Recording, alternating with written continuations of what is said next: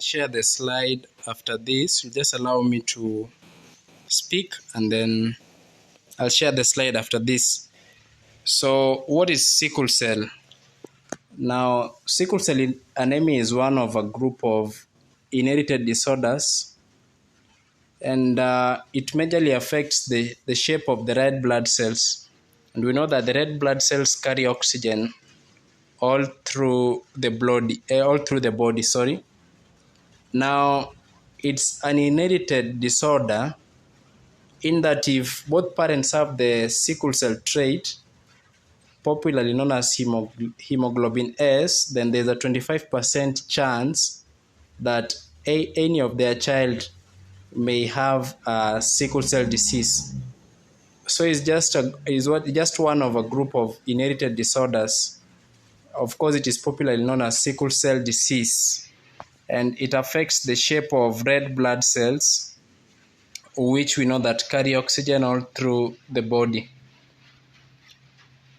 Now, I hope, I just wish we could be sharing my screen, the pictures I have, but I'll share this presentation after this. This document. So, if you happen to see them in a photo, then you realize that the red blood cells of a sickle-celled person, they are C-shaped or sickle-shaped. That is where they derive the name. They are sickle-shaped or C-shaped. But the normal red blood cells, they are round and concave in nature. So let us just do some bit of comparisons between normal red blood cells and sickle-shaped red blood cells. Now, one thing we have to notice about sickle-shaped red blood cells is that they are stiff, they're also sticky, and most of the time they get stuck in the blood vessels. Now, let me just do some comparisons. For normal red blood cell, a normal red blood cell is round, they are smooth, concave, they're also flexible, and they live for about 120 days. But for a sickle-shaped red blood cell, they are, of course, the shape is sickled or C-shaped, they are sticky, and then they are also stiff. But it is important to note that they live for about only 20 days. Now, the normal red blood cells live for about 120 days, but the sickle-shaped red blood cells live for only about 20 days. And so that is the difference. We are going to notice that there's a big impact, because when they only live for 20 days and the red blood cells are responsible for carrying oxygen all throughout the body, then this condition may easily lead to anemia. Now, most sicklers experience what we call as a crisis. And so a crisis is just some episodes of pain and discomforts that a sickler undergoes. They are just some episodes of pain and discomforts that a sickler undergoes. You are now able to see the screen. You are now able to see the screen? All right. All right, so maybe I can just go back and review some pictures that I wanted us to see. We thank God that we are now able to see it. Yeah, now that is the shape. That is the shape of a sickle-celled red blood cell. It is borrowing the name from the shape, a C shape, or let me call it a sickle-shaped, a sickle which is used to, it's a tool that we can use to cut the fence or the grass, all that. So that is the image there. And then the next image. The screen has disappeared again. It has disappeared. Yeah. Oh, that's unfortunate. Annette, share again. Yeah, Annette is sharing. I thought It's now visible. Is it visible? No. You can confirm. She has even left. She has left. All right, that's unfortunate. When she comes back, she will share. But the next picture will be of that of a normal red blood cell, which is round. Of course, the hemoglobin is smooth. It is concave, and they live for 120 days. But we are establishing that for a sickler, the sickle-shaped red blood cells only live for 20 days. They only live for 20 days. So let us go ahead. And we also established that they experience what we call a crisis, which are just episodes of pain that they always undergo, episodes of pain and discomforts. Okay, so what are some of the indications or symptoms that sicklers experience? The first one, as I was saying, is anemia. I made it clear that normal red blood cells live for about 120 days, but sickle cell red blood cells only live for about 20 days. So this leaves the body with shortage of red blood cells, and so this explains why most sicklers are anemic. In fact, it is called sickle cell anemia. Now, another indication is that most sicklers have fatigue. Why? Without enough red blood cells, the body can't get enough oxygen, which is so essential to the body, carrying out various processes. And so this easily leads to fatigue. They are just tired. Another thing that they experience are episodes of pain. Why? The sickle-celled red blood cells are sticky and stiff, and so they block blood vessels.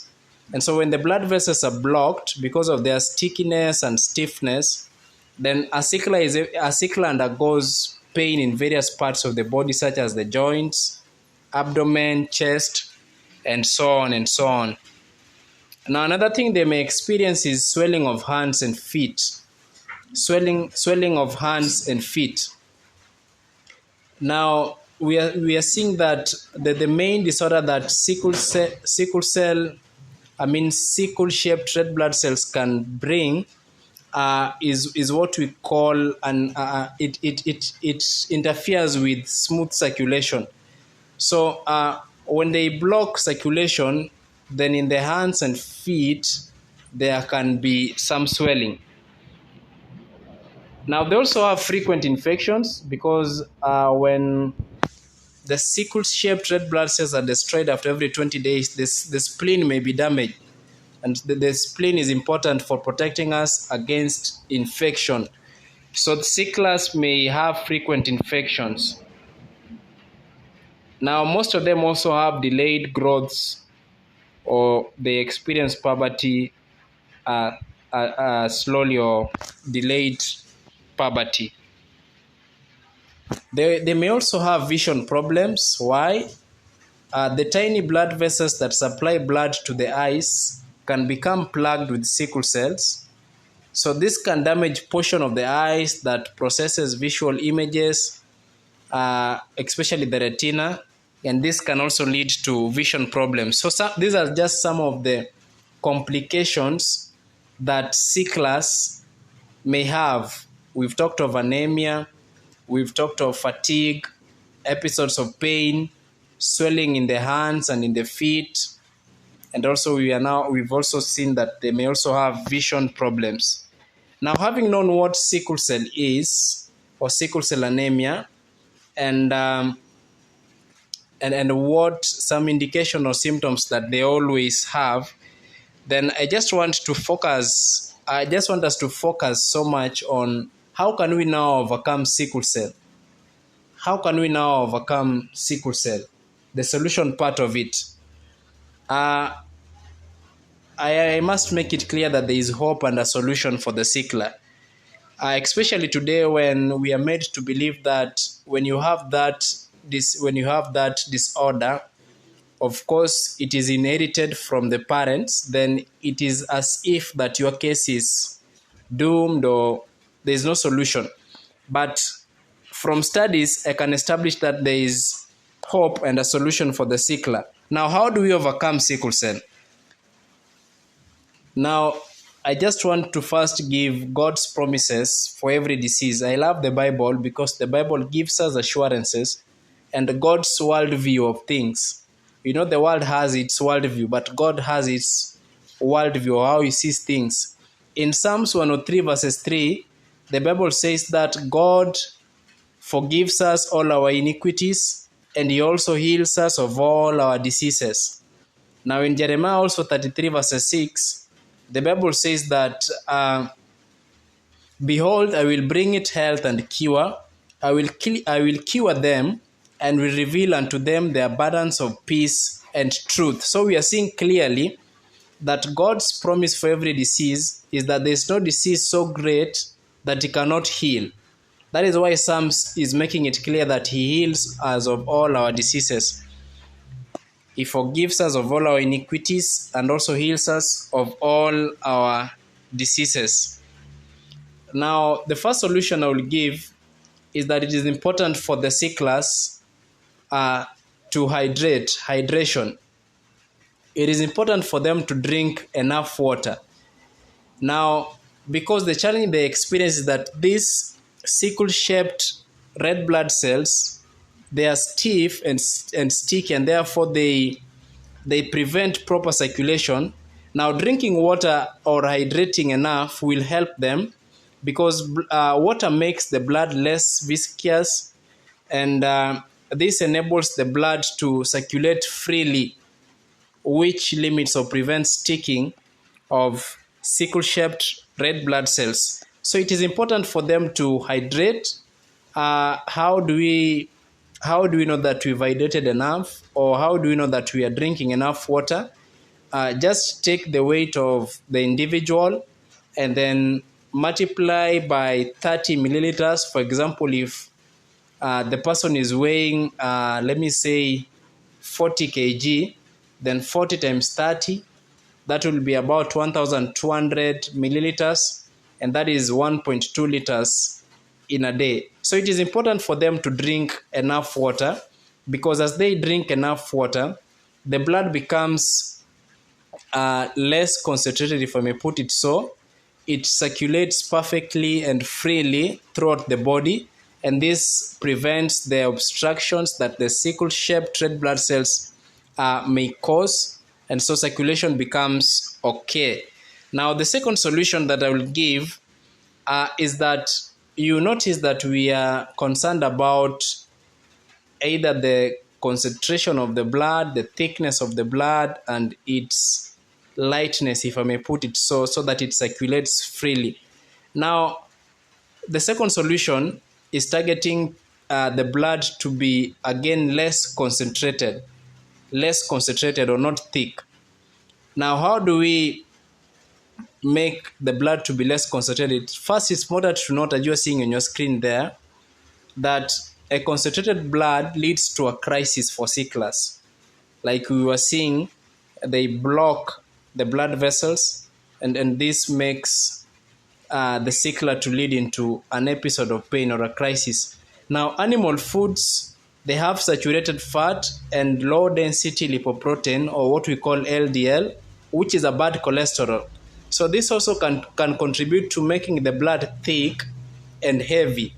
Saturated fat and LDL may make the blood thick and heavy. Now, we do not want their blood to be thick and heavy. This predisposes the sickle cells to blocking blood vessels, leading to pain and crisis. Now, another thing that can also make the blood to be more concentrated, or thick, are stimulants like alcohol, tobacco, tea, coffee, cocoa, refined sugar, deep fried foods. They also contribute to a concentrated blood, as you can see on your screen. Now, the third solution that I will give is that the Sicklers also need to have moderate exercise. They do not need a vigorous exercise because their oxygen carrying capacity is already disadvantaged because of their red blood cells, the sickle cell red blood cells, which get destroyed after every 20 days. This makes them to be disadvantaged. Nonetheless, exercise is so important for them because when there is exercise, then the blood does not concentrate on particular areas of the body. Circulation becomes perfect throughout the body. Now, it's also important to notice that high altitude areas are dangerous for them because of what we call oxygen debt, as you can remember from your biology. Now, the next solution that I will give is that because they are so much desperate of oxygen, it is important to expose them to abundance of oxygen supply. Sicklers need abundance of oxygen supply to compensate for their low carrying capacity in their red blood cells. Ensure that where they sleep is properly ventilated. Ensure that you do with them breathing exercises where they can go out in the morning and they just take deep breath. Then they will have oxygenated blood and their oxygen carrying capacity will also be boosted. Now, the next solution that I want to give is that they need enough rest. They need enough sleep. Now, quality sleep and regular sleeping and waking time, at least 7 hours daily, is important for them. Why? Melatonin hormone, which is responsible for sleep and which makes us sleep, it is important because it relaxes them, it soothes the brain, because most of them are always stressed, they are always desperate about they're always desperate about their condition. So it is important for them to get enough sleep. Now, it's also important for them to have some sunlight basking. Why? Light through the eyes activates what we call serotonin hormone, which enables the sickler to stay calm. I mentioned earlier on that most of them are stressed, they are worried about their condition. But when that light penetrates to their eyes, the morning light, when they bask in the morning light, the evening light, it activates an hormone called serotonin, which is a sister or a brother to melatonin during the day. It relaxes and calms the mind. So it is important for them also to bask in the sunlight. Now, it's also important for them to have what we call a stress management.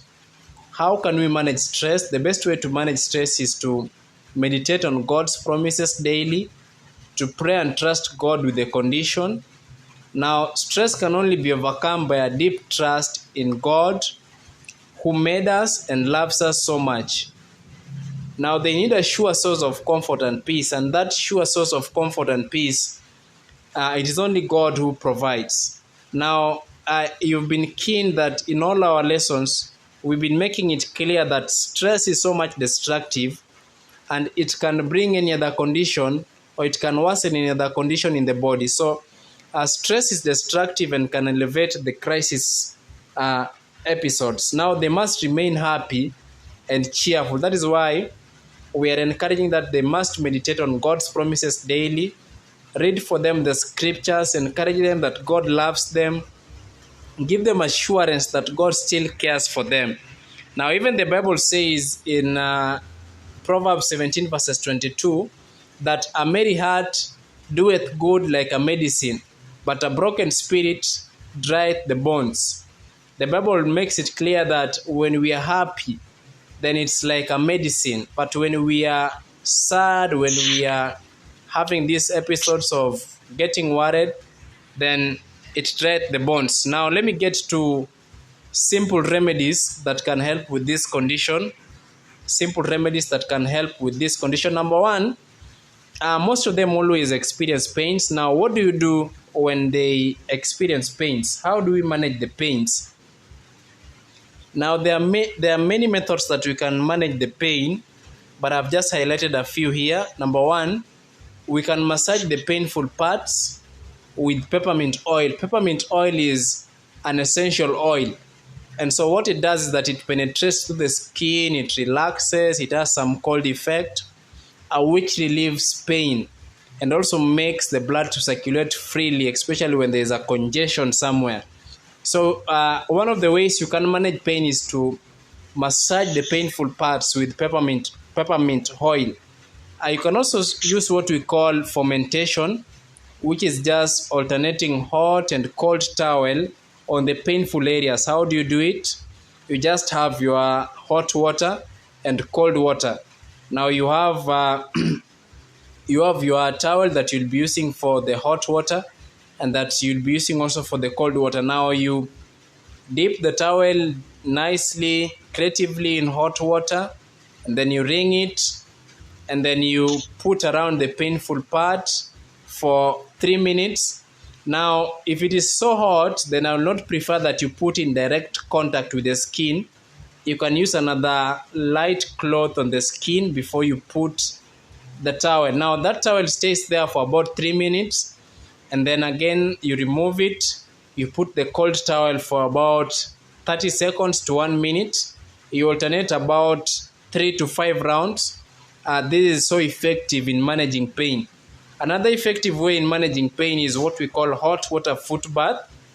Hot water foot bath is just a method where you dip your foot or you dip your legs in a hot but a tolerable water, where the patient is covered all round with blanket except the head, and then the patient stays in that water for about 30 minutes. Of course, the temperature is maintained. Now, what will happen, as you dip your feet in the hot water, the blood vessels are dilated, they become, wide, and then blood circulates freely throughout the system. The patient also sweats, and the toxins and everything that the body does not want is expelled. This is so effective also in managing pain. Actually, I'll highly recommend this. And for someone who wants to understand more about hot water foot baths, then we can talk deeply about it some other time. But it's so effective in managing the pain. Now, another remedy that I want to recommend is blackstrap molasses. Blackstrap molasses. Now, most sicklers are iron deficient because, like I'm saying, the hemoglobin is chiefly composed of iron, but you realize that these sickle-shaped red blood cells, they get destroyed after every 20 days. Now, they are deficient in iron, but blackstrap molasses is so much abundant in iron. Now, sicklers have a low red blood cell count, which means that they are anemic. So they need a handy replacement and a source of iron, and molasses is the best alternative. Now, it is also rich in vitamin B, potassium, and calcium. So in order to restore their iron, because they are anemic, then blackstrap molasses is one of the best sources that one can use to help them to replace the iron that they so dearly need. Now, another one that is also a rich source is beetroot. It is a blood maker because it is rich in folate, vitamin C, vitamin B, and vitamin A. So how can we utilize this? You can blend it daily, 10 minutes before food. You can also grate it alongside their meals so that they consume it. This also will help them. Now, another one that I recommend is leafy green vegetables. Leafy green vegetables. They are abundant in iron, vitamin A, antioxidants, which makes quality blood. Now, a perfect blood also means there is a perfect circulation. Actually, the whole issue about sicklers here is that because of the stickiness and the stiffness of these red blood cells, then there is an imperfect circulation. There is an obstruction. There is not a free circulation throughout the body.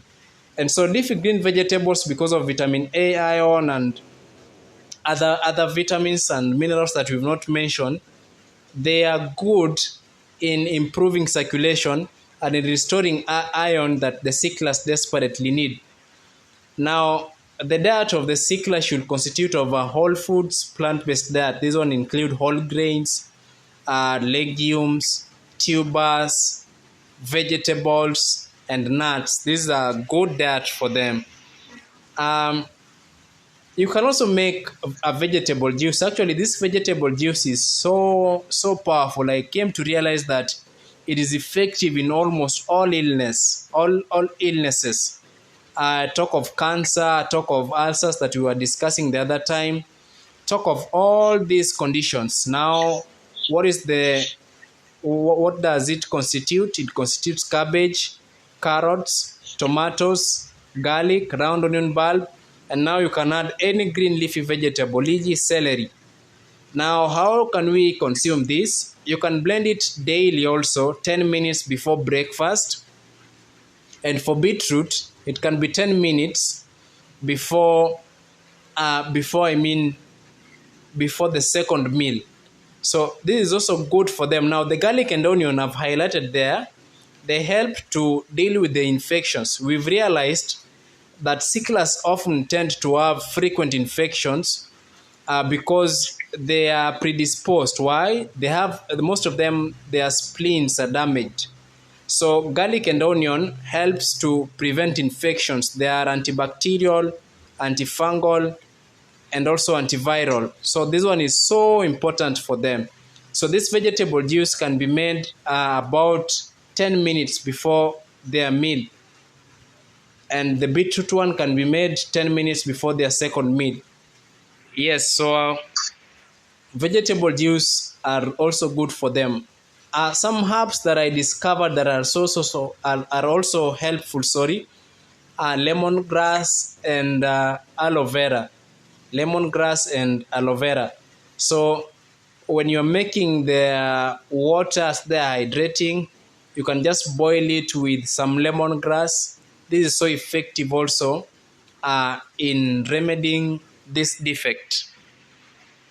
Now, in conclusion, a perfect blood, which also implies a perfect circulation, is all that the sickler needs.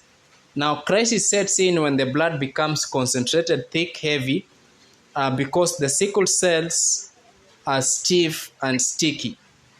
Now, boosting the red blood cell counts, HB, with the lifestyle factors that I mentioned and the remedies that I've mentioned will do away with anemia and contribute to a normal life without crisis.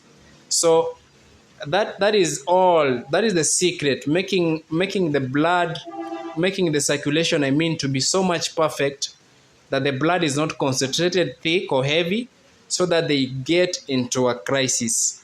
So this is all that they need. So having reached at this point, I want to welcome any questions somewhere where was not clear, so that we make it clear. Thank you very much.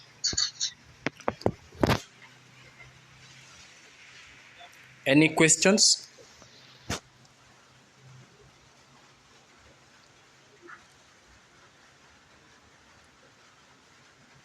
I've raised my hand, Donald. Yes, please.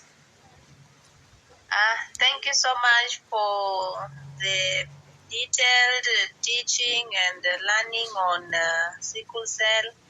That was a very good research, and we thank God for guiding you. I just want to ask that when it comes to, because you've shown us how to manage different, you've given us the different ways of managing those challenges that comes with sickle cell anemia. And now I just want to ask that, can it be treated completely, or we can just manage the disease, but it cannot be completely cleared like other diseases?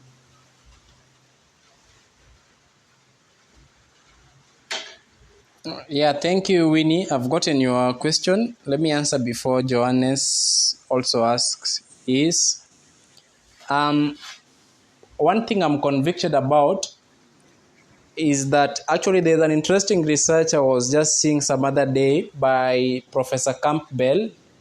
Now, he says that if our lifestyle is okay, then the defective genes do not have to manifest themselves. Now, when the sickle has an abundant supply of iron, like I've been saying, and what makes the quality blood and the lifestyle factors, then I believe that the normal healthy red blood cells number, HB count, will be so high, and also because the circulation will be so perfect, then I'm convinced also from experience and testimonies that they will not set into a crisis. So with a consistent lifestyle, I believe that they will not get into crisis, and ultimately the bad genes will reach to a point that they do not express themselves, or I mean then the red blood cells count, the healthy ones, will be higher compared to the sickle-shaped red blood cells. So the secret here is to maintain a healthy lifestyle, to supply the body with the abundant iron, like I was saying, or to make that quality blood, and so they will not express themselves. So I believe that ultimately it can be reversed.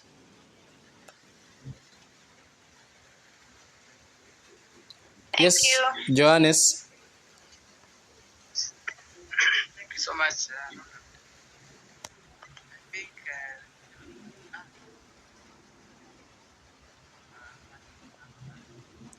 I'm just asking.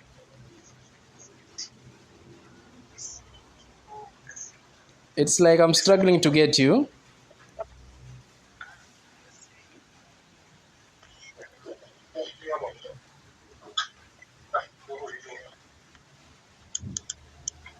You're still not.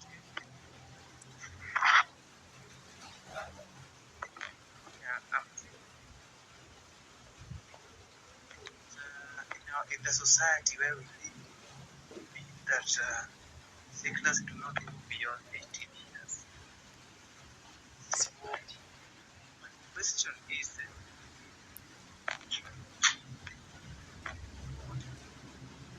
after if you can go beyond 18, maybe